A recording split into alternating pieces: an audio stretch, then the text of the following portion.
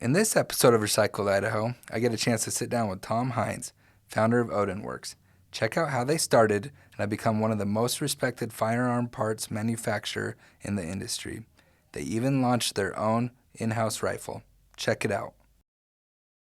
All right, welcome everybody. I'm sitting here with Tom Hines, CEO and president of OdinWorks and Scout Technology. So thank you for sitting down with us. I've been really excited to do this one. I've been wanting to do it for like 6 months now. And we're finally at a good place where I think it's a little more comfortable for everyone with what's going on out in the world with COVID to do it. So we're a little more comfortable to walk around and talk to each other again, and that's a good sign. So I know a little bit of what you guys do, probably like the very tip of the iceberg, you know? And that's what I love about the opportunity to do these with people. I get to learn so much more, and we get to share it with people that don't even know you're in Idaho. Share with us what OdinWorks is. So we are, we're like an aftermarket accessory company. And we were an aftermarket. Now we're actually producing complete guns, complete rifles of the AR-15 platform, here in Boise. So we started that up just a few months ago, I think October. So before that, we put out thousands of barrels and thousands of forends and flashlight mounts and hand stops and extended magazine releases, just stuff for your AR. Since it's kind of like the Lego of the gun world. So we really started about almost 10 years ago. And we came out with some products and gave a couple of things away, and we weren't even ready to start selling products yet. We're still in, the design of a lot of stuff, and we had somebody call up and say, hey, I seen so-and-so had one of these, and, there was a gun shop, I think in Rexburg area, and they made the first order. And we said we can't even take payments yet, but the ball got rolling, and here we are almost 10 years later. We're pushing about 45, 47 employees now, and it's just getting bigger and bigger and bigger. Yeah, I mean, I can tell how busy you guys are right now. I can usually tell how busy a machine shop is by if I can park in the front or not. And I haven't been able to park to come see you guys in the front for a very long time. Now, everybody in the gun world right now, if they have good products, are running at 100 and some odd plus capacity. So, we're running 2 shifts in the middle of the week, a shift on the weekend. We're just really blessed. Well, I love your products. I've actually bought some of your products for my dad, because my dad's got what's he got? I think he's got 3 AR-15s. So I've bought him a few things for little accessories. And it's a kind of a funny story, because he was buying, it was after one of the little scares, like the guns were going to get taken away and all that. So my dad jumped online and was buying as many guns as he can, like a lot of people do when those things happen. And I asked him, like, Dad, why are you buying, why do you need 3 of them? He's all, I need to be able to hand you one just in case. Yeah. So I have one too. And mine just looks like, it's a normal, wood stock, pretty bare bones. You wouldn't know it was an AR-15 unless you knew guns. And that's what's funny about that. Like, people that don't know about guns, they hear the word AR-15, and they think it's just some big assault rifle that looks the part, but it can look just like a deer rifle. Yeah, and a lot of people are using it for hunting purposes. Yeah. So, now we call it the MSR, the Modern Sporting Rifle. Okay. There's honestly millions and millions of ARs in the U.S. Oh, yeah. And, a lot of them are put together, a lot of them aren't, in the way of you can buy your lower and then add the barrel you want, add the configuration, so you can make a short gun, a long gun. There has to be probably 15 to 20 different calibers you can put it into. And that's what the cool thing about it. And you can do it in your in your basement or in your shop or whatever else. You can swap a barrel out in 10 minutes. So, and they all shoot a lot alike in the way of the accuracy level. You can, build a half-inch or less AR-15, which, a few years ago, everybody always thought a semi-auto was going to be a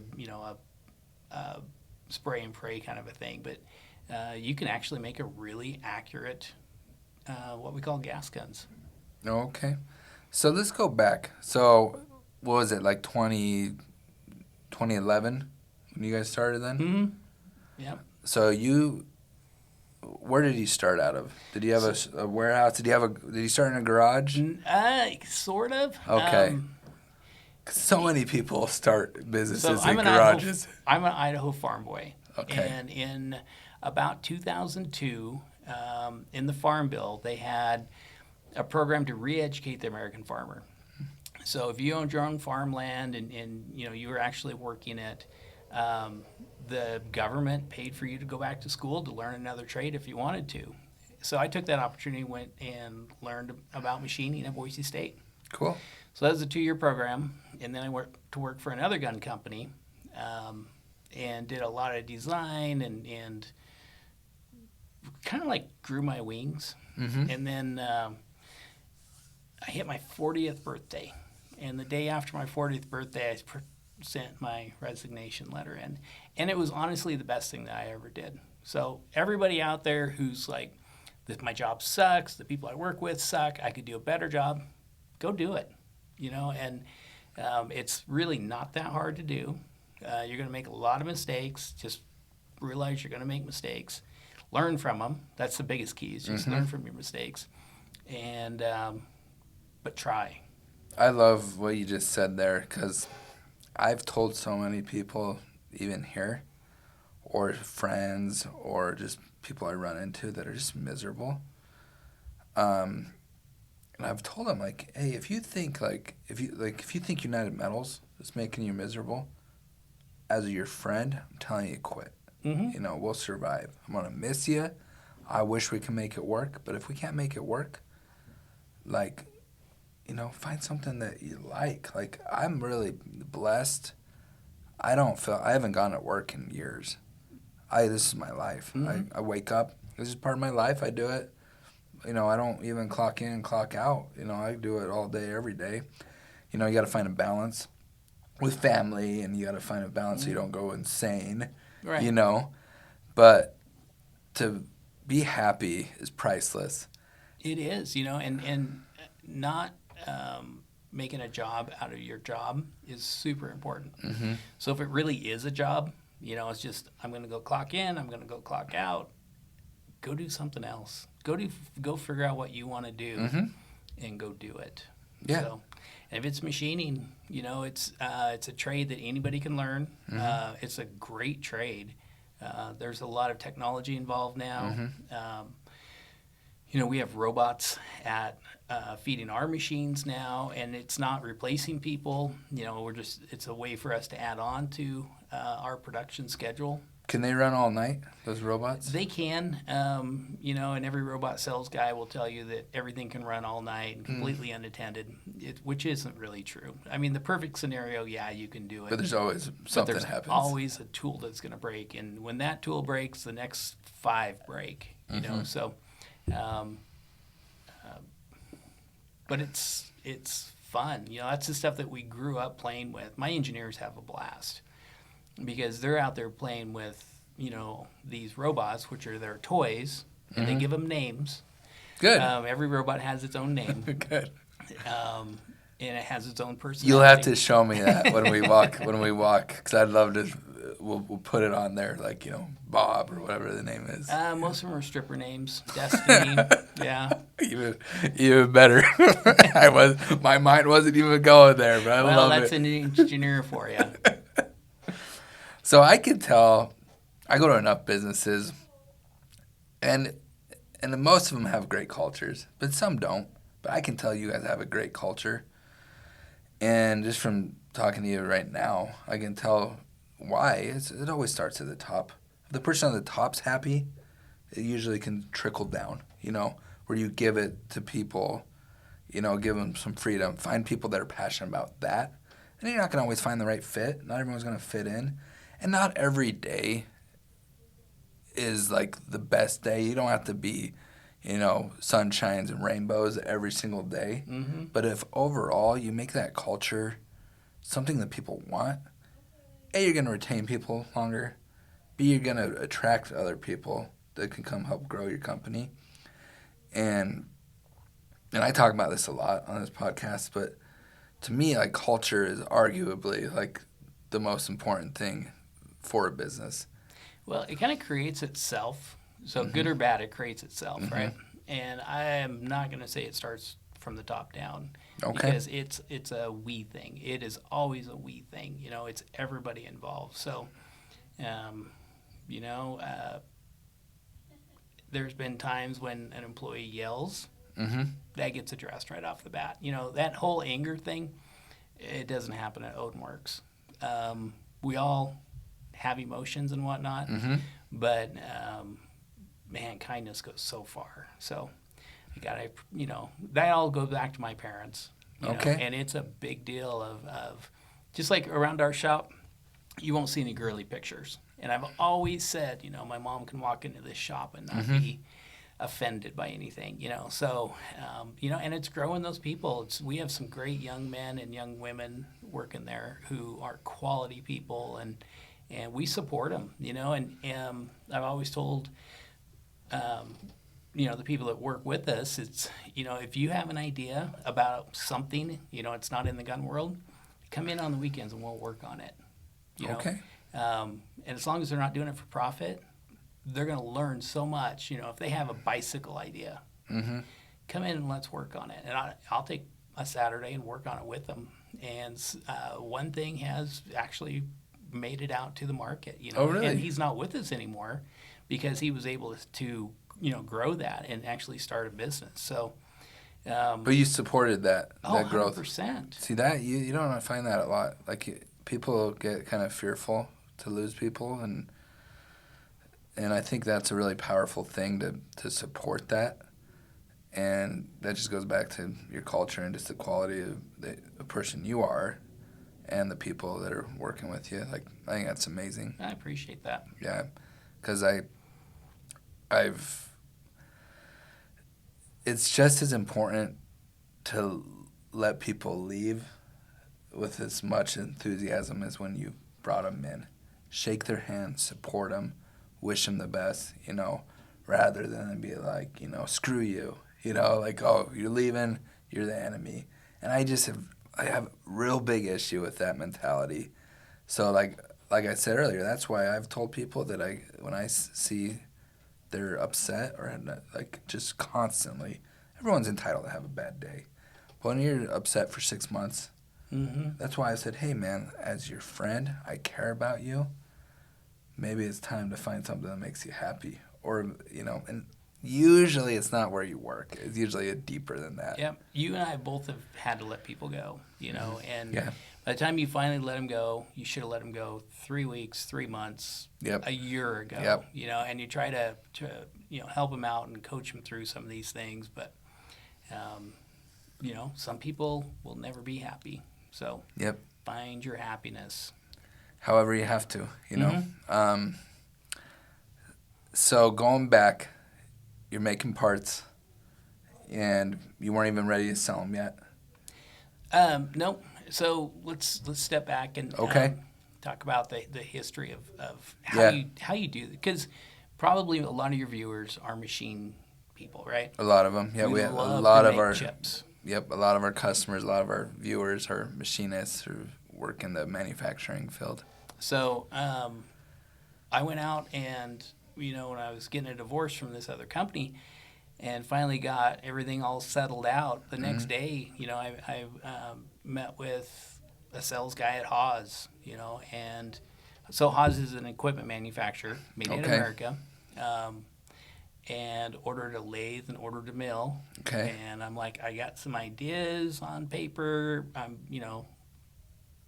I'm just going to do it. So Uh-huh.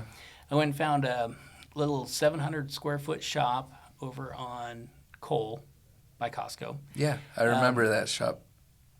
And just walked in, and I was broke at that time. I was It's like my kids always say that. Remember, Dad, when we were living cheap, and we lived cheap, you know, and just worked. Just there was times where I didn't leave the shop for 100-hour stretch. I would sleep there, and it was about making something out of nothing. And then hired a machinist who was leaving his spot because I had enough work, and I got a little bit of work farmed out from another. So in the beginning, you were doing it all Yep. by yourself? Yep. Okay. And when you're that super small business guy and you hire your first employee, it's hard to do. Your shop will never be as efficient as when you were running the whole thing. But hired him, and then hired a marketing gal who did a fantastic job for being, I think she was like 19 or 20 in college, and it was kind of a part-time thing for her. But she really got the ball rolling. Cool. Really smart girl that, she's left us now and moved on to bigger things. But God bless her, because she had some talent to her. So. And you probably gave her the free rein to learn how to do things with your company. You know? She got exactly, because I couldn't manage. And you can't manage your people. They have to be managing themselves. Yeah. Or else you're just you're just micromanaging everything, and if you do that, then you're not growing. It'll never work. Yep. Yep. So, so we went to 700 square feet, and then we went to 1,400 square feet, and then like down the block we went to like 2,400 square feet, and and the whole time we're bringing more people on, and then we went to 4,800 square feet, and then I think we're in like a little over 13,000 now, and then we're building our new shop out in Nampa. That'll be 22,000 square feet. Are you gonna keep both shops open? Nope. You're gonna move to Nampa? The family needs to stay together. Okay. So we're gonna slowly bring the other one on, because we can't interrupt production right now. We're in the greatest time that we've ever had in the way of just sales are outpacing manufacturing. We're 6 months behind at best. I saw your website. I went on there to just kind of check out some stuff, and a lot of it's like, out of stock. And I always say this around here, like, it's a good problem to have, but still like a problem, Oh, yeah. I'm really good friends with a lot of people in the industry, and some true competitors in the industry, but we still, on the way over here, not that I was texting and driving, but we were texting, and, with probably my biggest competitor, and, visiting about things. And we talk about tools, we talk about machines. So it's kind of a brotherhood. Absolutely. He's slept at my house, and I've slept at his. Cool. I like that. That's how it should be. It's all right to be competitive, but at the end of the day, like, I forget what I saw. It was some story on like LinkedIn or social media. Some farmer had this really good crop that he was growing, and he shared those seed with all his competitors so they could pollinate together. And everyone thought he was crazy at first, but then they all just, if one succeeds, they all can succeed. The same with like, I'm involved with SWEMA, Southwest Idaho Manufacturing Alliance, with the Tow Association. I do this because I get some real enjoyment, fulfillment out of it. I like helping people. And I like building things. I'm a builder. I like to kind of like see it from the beginning and like help. And what I love about both those organizations is a lot of those people in that room are direct competitors, but we're all there to like better, that industry. And that's kind of one of my points of doing this, like sharing stories like this and getting out there. But and the firearms industry is very much that way. A lot of us can help each other out. Do you ever outsource some of your work? We don't. Okay. I look at it like, if we need to outsource something, we need to just buy a machine and do it, and try to keep everything. We outsource coatings and paint and some of that stuff, but not the actual manufacturing of the parts. No, okay. I love making stuff. And I think it's that Idaho farm boy that I love to grow it. What kind of farms did you grow? So I grew up in Kuna, okay. And we had cows, and when I graduated high school, I probably had 100 pigs, So it was corn, Okay. the the barleys and the wheats and the alfalfa, and not that it made me a workaholic, but it helped too. It probably gave you a good work ethic. Oh, absolutely. We worked sun up to sundown, Yeah. and it was no big deal. And yeah, we played a lot when we were younger, but we were 8 years old and driving trucks and out pumping tubes in the morning. And So then when you went into manufacturing, you working from sun up to sundown wasn't that big of a change for you. no, it was great. We were born to work, and create. But I remember when my dad came in on probably my first shop, and I had these parts sitting out there. I'm like, Dad, there's a ton of hay, and there's a ton of hay, and there's a ton of hay. I don't care if it rains tonight. So, it's making stuff. Yeah. Yeah, and finding that passion can be almost every entrepreneur and owner has that passion. Mm-hmm. Now, to bring people on that can share at least a part of that passion, one thing that's been hard for me to understand is like I shouldn't expect everyone to have as much passion as I have for something. And once I realized that, it really put things in perspective for me. Like some people don't care as much, and they shouldn't because they don't have as much skin in the game. They're an employee, and they might eventually grow to have that passion. And to build that team can be really difficult, but once you build it and build that, I mean, we consider ourselves a family, as I'm sure you guys do too. Once you do build that core and that team and then you start to grow it, like, that's what gets me going. I love it. Like, I love bringing on people and seeing them succeed. Like, I love it. Like, and for every success story, unfortunately, there's a guy that you had to let go or a guy that quit. And I've always, shook their hand and said, hey, man, I just hope you can find that next thing. And that's something that's really hard for me is an employee has no problem quitting and going to a better job.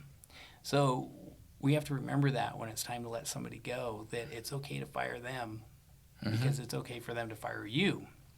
So I think that would be something that, your entrepreneurs that are out there watching this, it's okay to let somebody go. It might be Entree Leadership with Dave Ramsey. I used to listen to that a lot, and he talks about what you're just talking about. He says sometimes firing someone does both of you a service.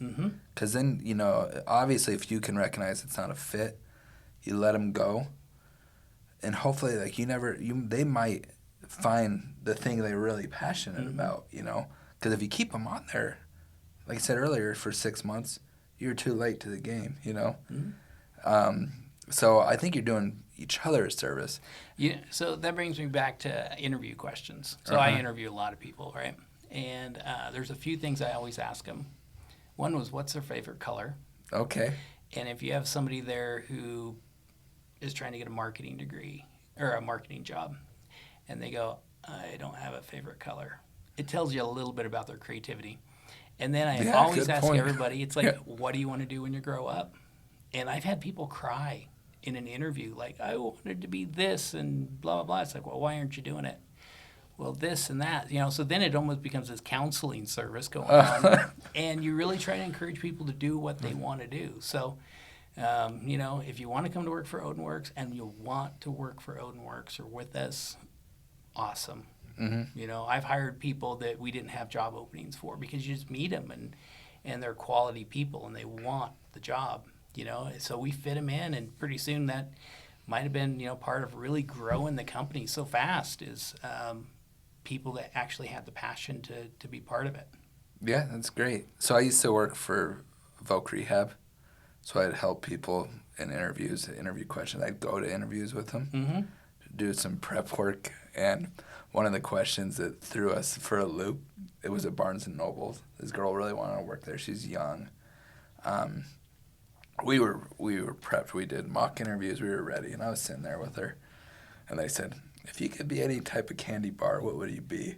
And she, like, just looked at me. She's like, I'm like, just tell them, And she killed it. She said, like, I don't even remember, but it was like, because I'm sweet and crunchy, you know? And I'm like, that's awesome. And she got the job, long story short. But like, I love throwing, and I don't interview a ton of people. Tom, our president, does all our HR. So he does most of that, but I always give him a hard time. Like, where's the candy bar question? Like, throw something fun in there, you know. So I like that color one because I do interview the people in our marketing department. I want to add that. Well, and it's not just about marketing. I ask it to everybody. Do you? Yeah, and it really Because no one's ready for that question. Nobody's ready for it. It kind of breaks the ice and just lets them be themselves for a moment. You know, they're not having to cite off all the stuff that they prepped for. Yep. You know.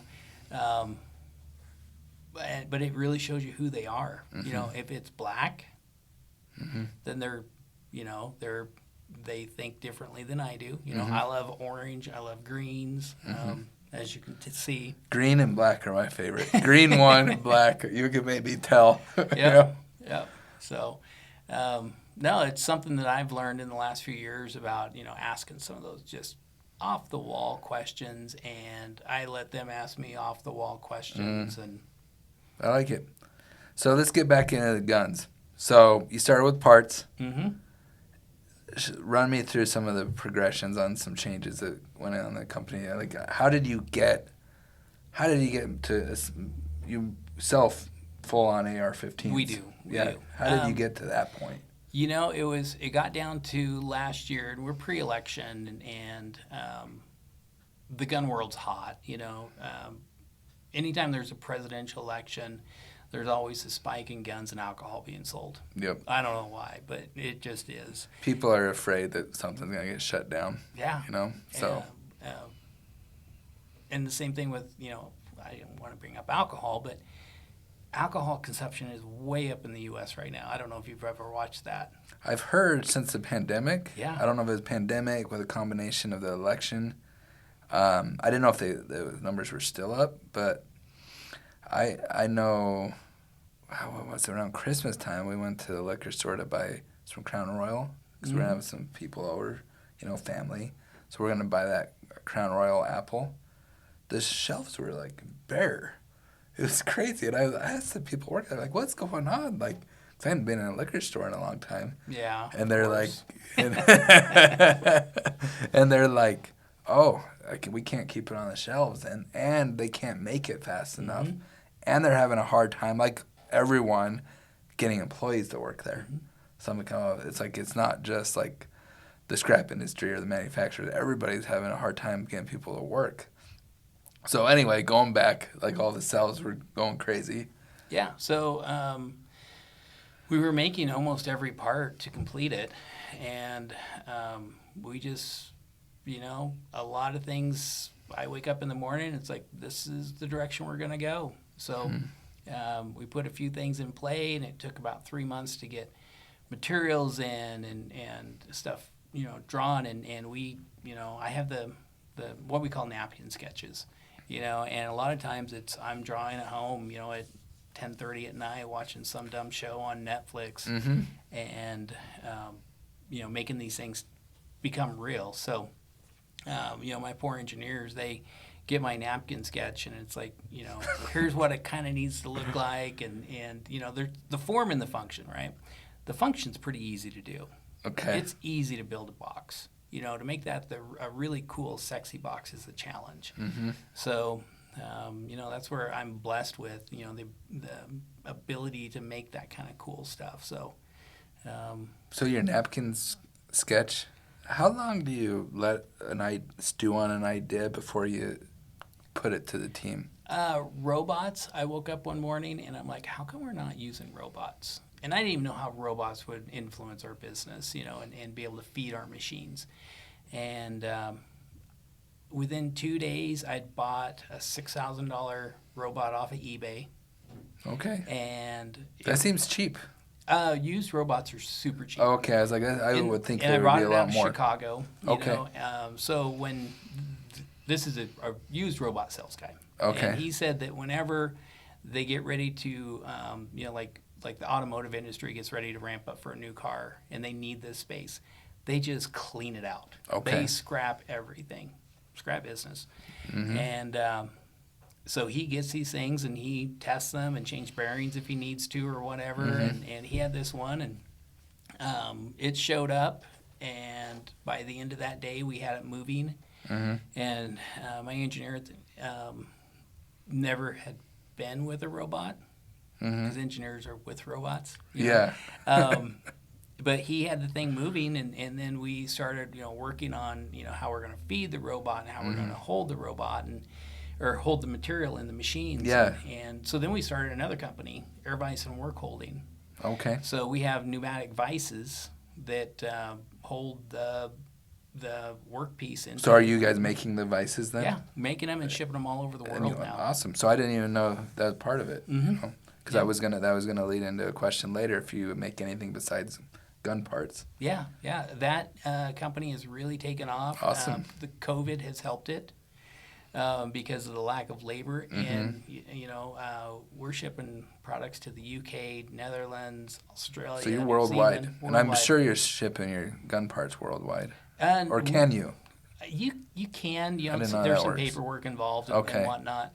But the U.S. is just still, I don't want to say low-hanging fruit, but the demand in the U.S. is so strong, we're not even trying to ship out. You don't even need to go there. Yeah. So. Yeah, we've shipped to Europe and Canada quite a bit, but we've really backed off those efforts because the U.S. market is so strong. Do you have a pretty big sales team for like when business isn't booming to try to go find homes for your stuff?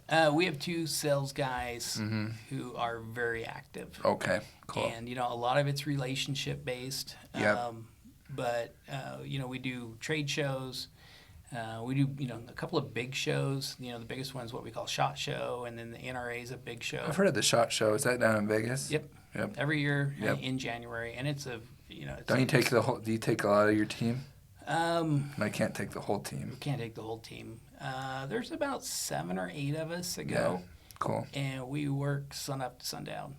And some of them work way into the middle of the night at 4 a.m. and they sleep for 2 hours and they go back and do it again. It's Vegas. Yeah. And by the time we hit that point in January, everybody's worked through Christmas and they are ready to have a couple of hours off. They probably didn't have one this year. Nope. This is the first year in I don't know how many years that they didn't have it.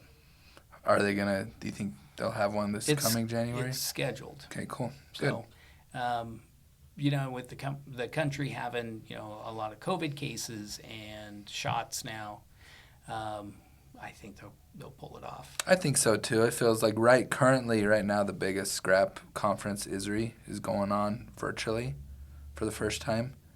They didn't have it last year because of COVID, which was a bummer because we were going to have Gary Vee be the keynote. So I was really excited to see him. But anyway, got canceled, and this one's virtually being held. But I've attended it. They've done a good job putting it together, but it's just not the same, man. So I know that first ISRI event in 2022, it's going to be in Vegas. That thing's going to be a monster. Nothing was probably a bigger party than a scrap convention. You'd probably like it. There's a lot of cool stuff there. I keep sidetracking you. I apologize. No, that's cool. So, anyway, get back into your path. It's really, I don't want to say it's easy. It's hard work. It's just a lot of hard work, and it's a lot of weekends. And if you're an entrepreneur and you need to have Saturday and Sunday off, you're not an entrepreneur. You're an employee. No.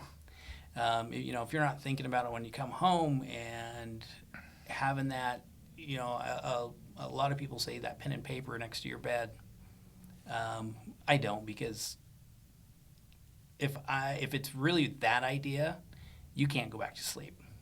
No. And my wife can tell you, I'm up, sometimes I'll wake up at 2 o'clock in the morning and I'll be on my way to work at 6, wide awake, a whole big bunch of new napkin sketches ready to go, and just being active. But then, I think another big key thing is don't get caught up in a bad idea, because we can.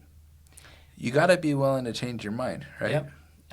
And it's one of the biggest strengths that a lot of people lack, is just being able to change your mind.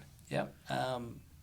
I will get outvoted on some stuff, and I'll be like, man, this is so cool. Will you swallow your pride then? Oh, you have to. Yeah. And that's why you built that team. Right. Because if you didn't, you'd lose your team. There's a few times that, I've had to like override, and sometimes it's like a product name or something. And it's something like, not. we're not there. Something not macro. Right. So like more micro decisions. Yeah. You know? And it's like we don't have a good idea, but we're waiting to do packaging. Product's been made.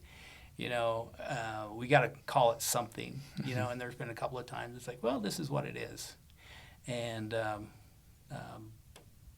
but then a year later, everybody just calls it that, and like our suppressors. I saw those on there. Those are my awesome. wife and I, we were driving back from, I think, Oregon, and I'm driving along, and my wife's talking, and I'm of course listening intently, but I thought, why don't we call our suppressors Jeep Trails? So we have the Moab, and we have Baja. What's another one? Brimstone, and and it was like, it's this, nobody's done it, nobody's got into those names, so it's just like, let's give it these, something unique. Yeah, wholesome, unique. It doesn't have to be like Death Killer 3 kind of a something a name. A little more in the middle. Yeah, Yep. And then I turned 50 and I bought a motorcycle last year. An enduro bike. So our next suppressor is called an enduro because of the way it's it's real modular, and you can shoot it from a lot of different calibers and stuff like that. And so I love it. Everybody just likes the names. So I love how you've kind of talked about how you come up with an idea, and you put it to the team, and it could just be a sketch, and that's how some of the biggest ideas start. The owner of United, Brett, he is very similar. A lot of us guys are, where we'll be like, hey, what about this? Like, and we'll collaborate. And sometimes, like you said, like we're like, I don't think that idea will work, But one thing I found interesting listening to a different podcast is a different entrepreneur has got a 48-hour rule, which I was like, oh, that might be not the worst idea in the world. He'll come up with like a sketch, but he'll sit on it for 48 hours, just to make sure, because he was bombarding his team with like idea after idea after idea, where they were like, ugh, and I was like, oh, that's kind of unique. But I go back and forth on that, if that's true. If it's a killer idea, like for me, I want to be like, here it is. Like before, because a lot of times if I don't get it out, if I don't make that phone call or like shoot that email off, I won't like forget it, but I'll like lose a little bit of that fire that I had on it. I got to keep that like momentum going on it, And I just love that mentality. And you also hit on this. And my wife's awesome, and she's used to it by now. I don't turn it off. Like I don't quit working, I answer phone calls at 8, 9 at night, or I'll keep working, or I'll shoot off emails, or I'll wake up early Saturday and Sunday to handle a few like things I can do from home. I have a really nice home office that we put together, and my wife uses as well. And having that support system behind you can help you like enable you to have those ideas, share it with your team, and just really like create that environment where it's exciting, where you're growing. Because if you're not growing, you're dying. Exactly. And you've got to be able to, you got to get comfortable with failing too. And that was really hard for me because I'm competitive. Yeah, and that's where a lot of the young people, like a young engineer, will come in and want to design something or change a shape or whatever, and then we all kind of like veto it. And it is really hard for some people to fail, but you got to fail 1,000 times before you come up with one good one. I've always said, we come up with 1,000 bad ideas, but one of them is really, really good.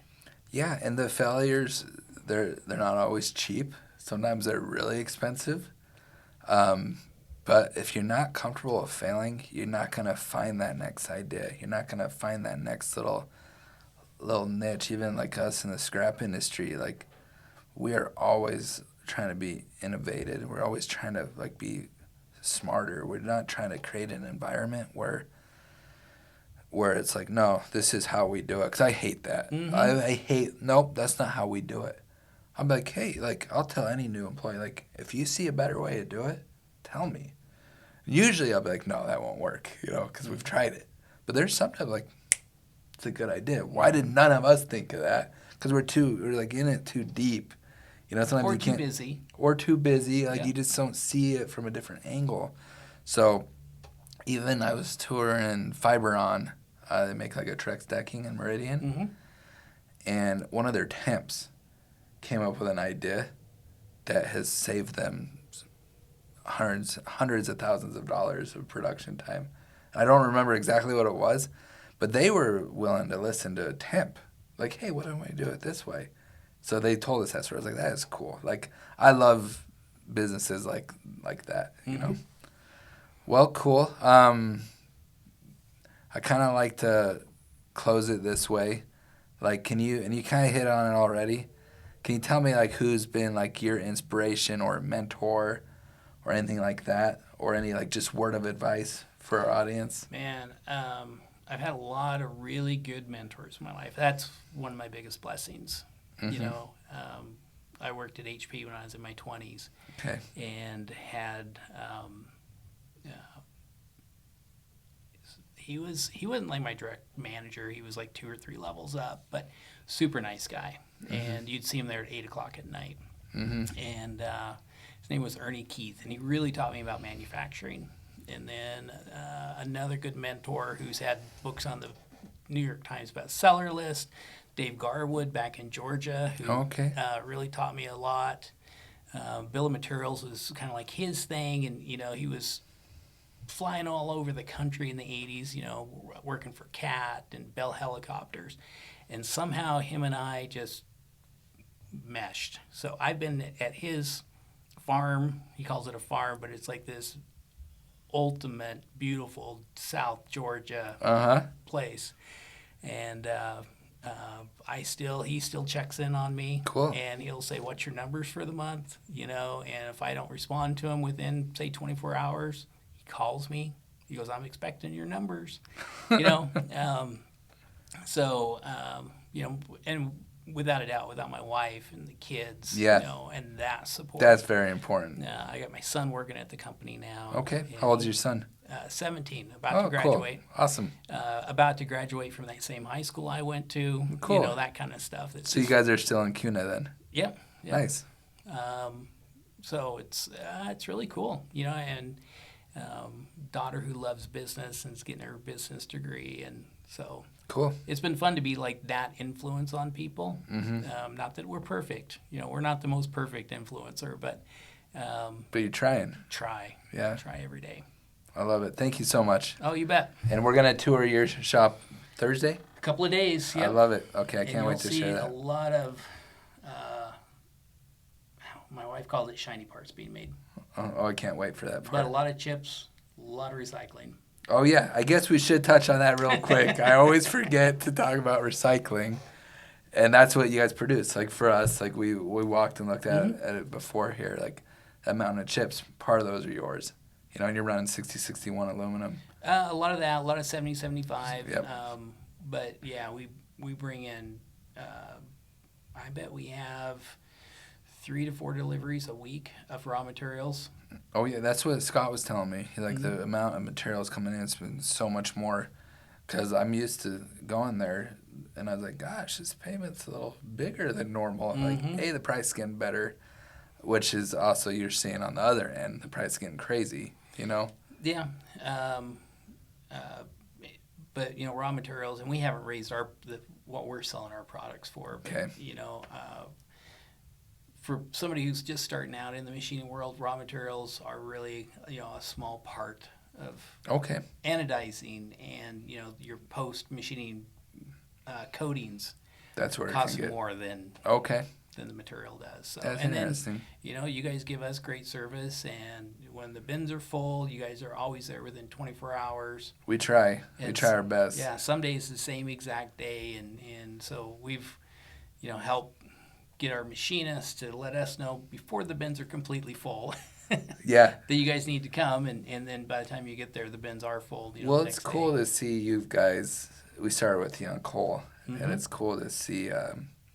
Like I could run the reports and see the differences. Like it's cool to see companies grow and be successful. I love it. That's my favorite part of my job is talking to guys like you, and going to the shops and like learning about it. Like I love that show, like how it's made. Mm-hmm. You know, I love it. Like I love that show, Dirty Jobs. You know, I love like just being like, oh, okay, that's how that works. And you know, in all the industries, it's just so cool. And I'm blessed that I get to do that and get paid for it. Yeah, I've told people that what we get from recycling now is more than I was making, say, like year 3. Yeah. You know, and you know, a lot of employees have made a lot more money than I have in that year, kind of a thing. So, yeah, did you know Mike Rowe from Dirty Jobs is going to be there on Thursday? Stop. I've been trying to get a hold of him. He's hard to get to. You know what would be a cool idea is we'll do a tour of this one, and when you're up and running at your new one, we'll come back in a year.